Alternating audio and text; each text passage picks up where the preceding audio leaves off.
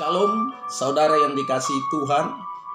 Renungan hari ini berjudul Suara Hati Nuranimu adalah Ketukan Tangan Tuhan. Wahyu pasal 3 ayat 20 firman Tuhan. Lihat, aku berdiri di muka pintu dan mengetok.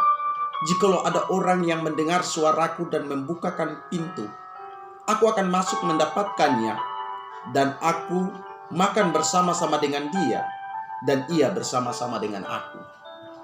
Saudara yang dikasihi oleh Yesus Kristus, kehidupan kita sebagai orang percaya digambarkan seperti rumah yang memiliki sebuah pintu yang hanya bisa dibuka dari dalamnya saja.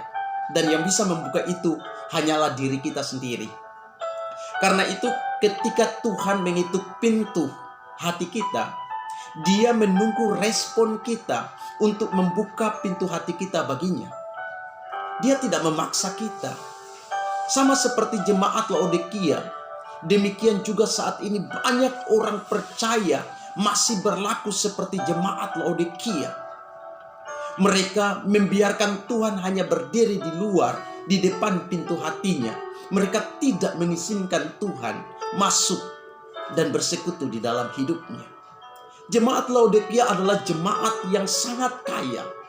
Banyak pedagang dan pengusaha di dalamnya. Mereka adalah orang-orang yang hebat, yang luar biasa. Tetapi sayangnya, Tuhan yang adalah sumber kehidupan utama belum berada di dalam kehidupan mereka. Saudara, kekayaan dunia ini telah membuat mereka menjadi sombong, sehingga mata rohani mereka menjadi buta. Mereka tidak bisa melihat dan mereka tidak mengenal kebenaran Allah. Mereka tidak peka terhadap suara Tuhan oleh karena kesombongan mereka. Mereka sudah percaya Yesus sebagai Tuhan dan Juru Selamat, tapi itu hanya pengakuan di mulut saja. Mereka tidak mau menyerahkan hidupnya kepada Tuhan. Mereka tidak mau hidupnya dikendalikan oleh Tuhan. Mereka tidak mau hidupnya diatur oleh Tuhan. Mereka mau mengatur diri hidup mereka sendiri. Secara fisik, mereka melakukan dan mendukung pekerjaan Tuhan. Seperti yang dikatakan oleh Tuhan Yesus sendiri, "Aku tahu segala pekerjaanmu." Yesus tahu mereka bekerja bagi Tuhan. Tetapi mereka masih menolak untuk hidup sesuai dengan kehendak Tuhan. Karena itu, secara rohani, mereka menjadi miskin, telanjang, dan buta di mata Tuhan. Mereka belum memiliki apa-apa secara rohani. Karena itu Tuhan menegur mereka dan menyuruh mereka bertobat dari cara hidup mereka. Sebab mereka tidak mengizinkan Tuhan tinggal dalam hatinya. Mereka menutup rapat-rapat hatinya bagi Tuhan. Mereka lebih suka Tuhan tinggal di luar hatinya. Dengan demikian, mereka dapat menjadikan dirinya sendiri sebagai Tuhan atas hidupnya sendiri.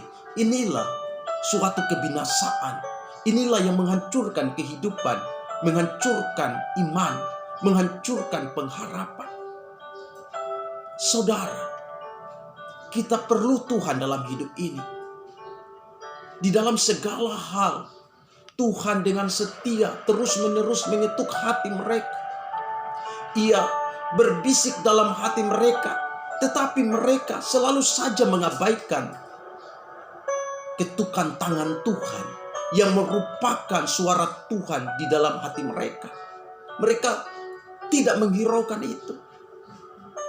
Saudara, bagaimana dengan kita saat ini? Apakah dengan segala berkat yang kita miliki dari Tuhan, Tuhan sudah ada di dalam hati kita? Atau sebaliknya Tuhan masih ada di luar? Apakah kita masih mengabaikan suara hati nurani kita, yang adalah bunyi ketukan dari tangan Tuhan yang lembut, yang menyuruh kita untuk hidup dalam kekudusan, yang menyuruh kita untuk hidup dalam kebenaran, yang menyuruh kita untuk berdoa dan datang kepadanya? Apakah kita masih membiarkan Tuhan berdiri di luar, di depan pintu hati kita, dan mengabaikan suaranya? Saudara, Kalau saudara masih membiarkan Tuhan di luar hatimu, itu berarti saudara belum memiliki hidup kekal dan saudara belum memperoleh keselamatan, sebab sumber keselamatan masih ada di luar hidup saudara. Saudara, janganlah kita mengeraskan hati kita dan janganlah kita mengabaikan suara Tuhan. Dia tidak ingin seorang pun binasa. Dia tidak ingin kita binasa.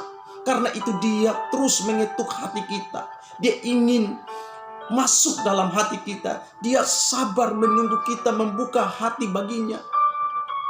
Tuhan rindu membangun persekutuan dengan kita, dan dia ingin hidupnya ada dalam hidup kita, supaya melalui hidup kita banyak orang diselamatkan, sebab Tuhan ada di dalam kehidupan kita. Saudara, pilihan itu ada pada diri kita sendiri. Membuka dan menutup pintu hati bagi Tuhan adalah pilihan kita. Tuhan sangat adil, saudara. Dia tidak akan pernah mengambil kebebasan kita untuk memilih. Meskipun kadang kita akan jatuh kepada pilihan yang salah, dan mungkin hidup kekal kita sendiri akan hilang karena kita mengabaikan Dia. Dia tidak pernah membuat kita seperti robot. Dia mau kesadaran kita mengambil keputusan. Sebelum terlambat, saudara, marilah kita meresponi suara Tuhan yang terus mengetok dengan lembut dalam hati kita untuk melakukan firman-Nya dalam hidup ini. Jangan abaikan suaranya.